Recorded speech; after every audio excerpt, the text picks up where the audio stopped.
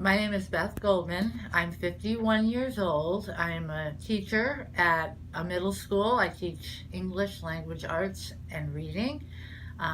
My job involves speaking a lot, all day, and so this cancer has really impacted my life because talking is what I spent most of my time doing at work, it seemed like, besides lesson planning. I was diagnosed last spring um, after a sore on my underside of my tongue turned out to be oral cancer. And I went for about 8 months before being diagnosed with oral cancer because it was originally diagnosed as something else called lichen planus, but it wasn't apparently lichen planus. It was squamous cell carcinoma.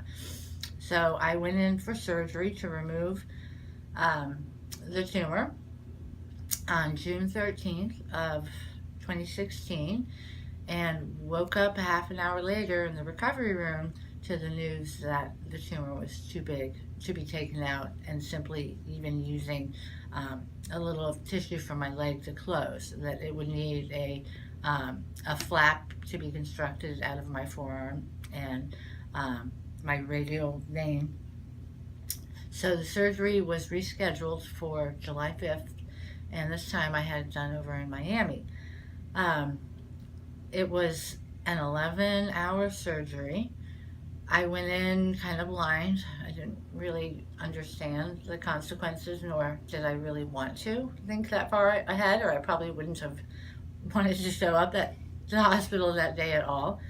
Um, when I woke up, I had a trach, I had a nasogastric tube, I couldn't talk, I had tubes going in and out of my body, and I was basically relying on a dry erase board and my family and my friends to help me communicate with the doctors and nurses. The hospital stay was um, about 11 days, 12 days, and I was home. And then the real work began because, followed by the surgery, which I healed pretty quickly from.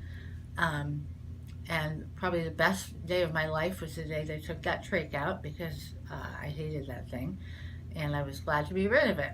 Little steps are big things with this kind of cancer. So the big question was whether to do chemotherapy along with the radiation.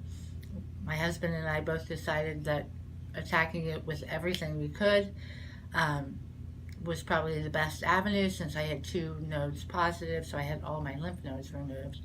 And we began chemo and radiation in mid-August, and I had 6 weeks of that. I had researched all kinds of homeopathic things that we could use to mitigate some of the side effects from the radiation, especially, which can be unpleasant. I use herbal supplements. I went twice a week to have acupuncture done. And I managed to continue eating and drinking and swallowing throughout the 6 weeks. I had side effects. I had the mucositis and all of that, and nausea from chemotherapy. But overall, I didn't have any of the really terrible side effects that many people have suffered. And I don't know if that's because of the other things that I use, the supplements and the homeopathic things, or not. But within 3 or 4 weeks of ending chemotherapy, I ran / walked in the Marine Corps Marathon in Washington, D.C. So I was able to really bounce back very quickly, thankfully, and thanks to some of the things I think that I tried to use to make this experience a little less painful. Um, so now the journey goes on as I work on regaining my speech. It's not where I want it to be. I have to push myself to go out and speak in public and, go out of my comfort zone.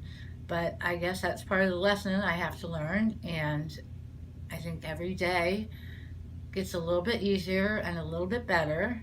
And, hopefully in a few months, I'll be speaking even better. But my advice would be to just keep on keeping on, because really it's all you can do, and do it with a little sense of humor makes it a little bit easier.